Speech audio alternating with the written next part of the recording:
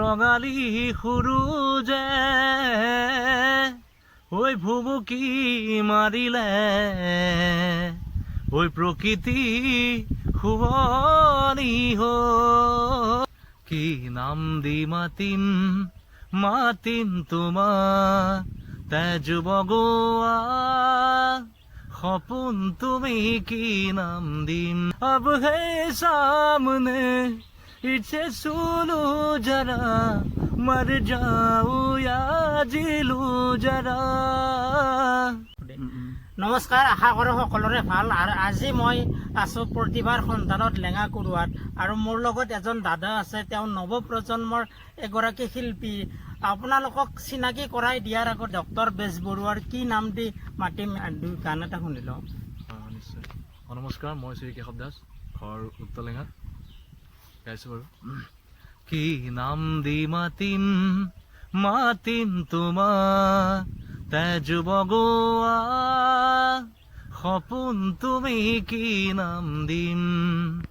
জেদ কৰোৱা দাপোন তুমি কি নাম দিম। নদী মই লহৰে সাগৰ বিচাৰে, ময়ো তোমাতে মিলিম। কি নাম দি মাতিম মাতিম তোমাক। সঁচাকৈ দাদাৰ কণ্ঠত গানটো শুনি ভাল লাগিল। আপোনাৰ জীৱিকাৰ মূল উপাৰ্জন কি? জীৱিকাৰ মূল উপাৰ্জন বুলি ক'লে মোৰ লগত এখন আছে টেম্পু, সেইখনে জীৱিকাৰ প্ৰথম আহিলা হিচাপে ব্যৱহাৰ কৰোঁ মই। আৰু আপুনি সংগীত জগতত অহাৰ আপোনাৰ কেইবছৰমান হ'ল? সংগীত জগতত এতিয়া ফকাচ বেছি বছৰ হোৱা নাই, 4-5 বছৰমান হৈ গ'লতো। আপুনি ইয়াৰ আগতে আৰু কিবা কৰিছিলনে? ইয়াৰ আগতে মই বিহু যেনেকুৱা কুঁৱৰী প্ৰতিযোগিতা আছিলে, বিহু ওচৰে তেনেকুৱা দলত মানে অনুষ্ঠানবিলাক গান গাইছিলোঁ তেনেকুৱাকৈ। আৰু আপুনি ষ্টেজ প্ৰগ্ৰেম কৰিছিল? যেতিয়াৰ পৰা বিহুটো আমাৰ সমাপ্ত হ'ল তেতিয়াৰ পৰা আমাৰ ষ্টেজ শ্ব' এনেকৈ কৰিবৰ কাৰণে আৰম্ভ কৰিলোঁ, তেতিয়াৰ পৰা চলি আছে এতিয়ালৈকে। আৰু বহু কথা জানিবলগীয়া আছে। তাৰ আগতে যিহেতু আমাৰ ৰঙালী বিহু সমাগত, ৰঙালী বিহুলৈ মাত্ৰ কেইটামান দিন বাকী আছে। আপোনালোকক ৰঙালী বিহুৰ মোৰ ফালৰ পৰা বহুত বহুত শুভেচ্ছা থাকিল। আৰু দাদাৰ কণ্ঠত ৰঙালী বিহুৰ কাৰণে এটা গান নিশ্চয়। চেনেলটিৰ জৰিয়তে ময়ো অসমৰ ৰাইজলৈ ৰঙালী বিহুৰ হিয়া ভৰালৈ জনাইছোঁ। গাইছোঁ বিহুগীত। ৰঙালী সূৰুজে ঐ ভুমুকি মাৰিলে, ঐ প্ৰকৃতি শুৱনি হ'ল। ঐ মৰম জান গাভৰু হ'ল। ভৰি পিছল খালে খামুচিবা, পিছলা মন কেনেকৈ ধৰিবা।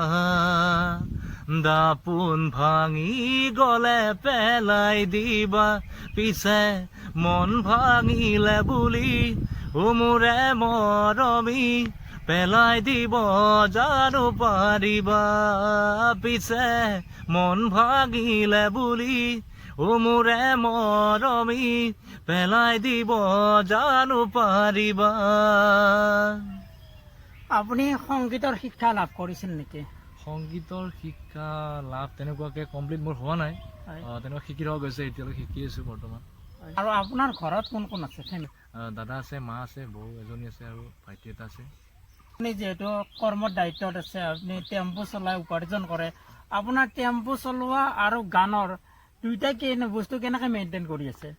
মেইনটেনেঞ্চ বুলি ক'লে তেনেকুৱা কৰা যথেষ্ট কষ্ট হয়, কাৰণ ঘৰৰ মুৰব্বী এজন নাথাকিলে তেনেকৈ ঘৰ চলোৱাটো অসম্ভৱ যেন মোৰ কাৰণে হয়। কিন্তু তাৰ মাধ্যমেৰে কাম কৰ্মবিলাকো চলাই ৰাখিছোঁ, বা টেম্পুখনো চলাওঁ, তাৰ মাধ্যমে মোৰ সংগীতৰ যাত্ৰা চলাই আছোঁ এতিয়ালৈকে। আপোনাৰ নিজৰ কণ্ঠত বাণীবদ্ধ হোৱা গীত আছে নেকি? মোৰ কণ্ঠটো আছে কেইটামান গীত, য'ত লিখিছিলে লিৰিক্স আছিলে ৰেকি বুলদাৰ, সকলোৱে চিনাকি, সকলোৱে চিনি পায়। তেখেতৰ গীত আছে 3-4টামান মোৰ। তাৰে গীত এটিবাৰ গুণগুণাই দিছোঁ আপোনালোকৰ ওচৰত। দাৰোগা বাবুৰ জোৱাই হ'বলৈ গোলাপী পাৰিম কেতিয়া, তোৰেনো বিয়াৰ দৰা হ'বলৈ গোলাপী পাৰিম কেতিয়া। চেনেহী দুয়োৰে বাধা দি ৰাখিব নোৱাৰে, পিৰিতি বুৱতী নদীৰ দৰে।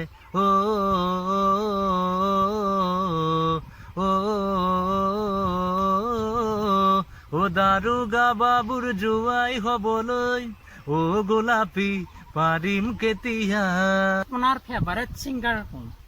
ফেভাৰেট ছিংগাৰ বুলি ক'লেতো সকলোৱে ফেভাৰেট হয়। তাৰে মাজত গম পাইছে আপোনাৰ মানে জুবিন দা আছে, নীল দা আছে, এনেকৈ আছে। তাৰ কণ্ঠত অসমীয়া গান বহুত শুনিলোঁ। হিন্দী গান গাব পাৰে নেকি আপুনি? হিন্দী গান গোৱা যায়। আপুনি হিন্দী গানত সোনু নিগমৰ গান গায় নেকি? সোনু নিগম দাৰ বহুত ভাল লাগে তেওঁৰ। হয় হয়, এটা গুণগুণাই দিবচোন। নিশ্চয়। मुझ में कहीं बाकी थोड़ी सी है जिंदगी, जगी धड़कन नहीं जाना जिंदा हूँ मैं तो अभी, कुछ वैसी लगन इसे लम्हे में है, ये लम्हा कहाँ था मेरा, अब है सामने इसे सुनो जरा, मर जाऊं या जी लूं जरा, खुशियाँ चूम लूं या रो लूं जरा, मर जाऊं या जी लूं जरा, ओ अभी मुझ में कहीं बाकी थोड़ी सी है जिंदगी,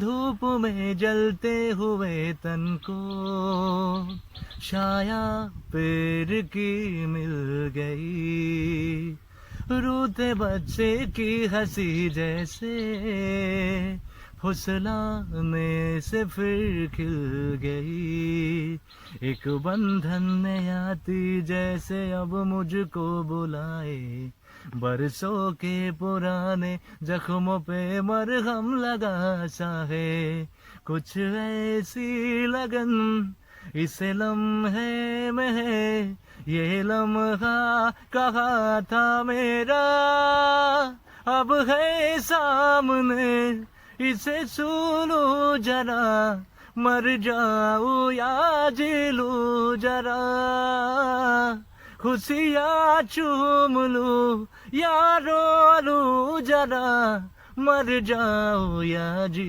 लूं जरा, हो अभी मुझ में कहीं बाकी थोड़ी सी है जिंदगी। হিন্দী গানটো শুনি বহুত ভাল লাগিল। দাদা আপুনি কি ভাষাত গান গাব জানে? ভাষা বুলি ক'লেতো বহুতকেইটা ভাষাই আছে, তেনেকুৱাকৈ অসমীয়াৰো গোৱা যায়, বেছি হিন্দীও গোৱা যায়, বেংগলী গানো গোৱা যায়, তাৰপিছত বাগানী গীত তেনেকৈ। মোৰ এটা ভাল লগা গান আছিল একোচৰা একোচৰা, আপুনি গাই দিব পাৰিব নেকি? পাৰিম সেইটো মঞ্চ গোৱা যায় বাৰু। নিশ্চয় নিশ্চয়।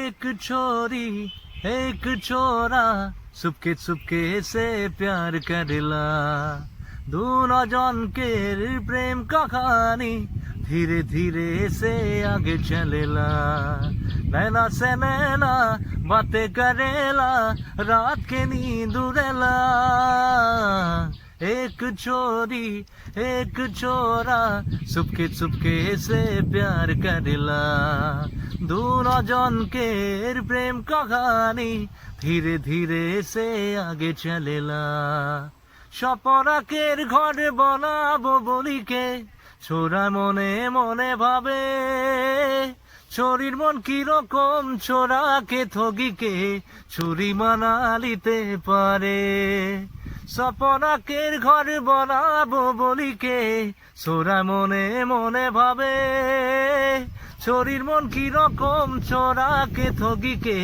চুরি মানালিতে পারে, সোরার দিবানা মন দিনে দিনে চোরির জালে ফাঁসেলা, एक छोरी एक छोरा चुपके चुपके से प्यार करेला, दोनों जन के प्रेम कहानी धीरे धीरे से आगे चलेला।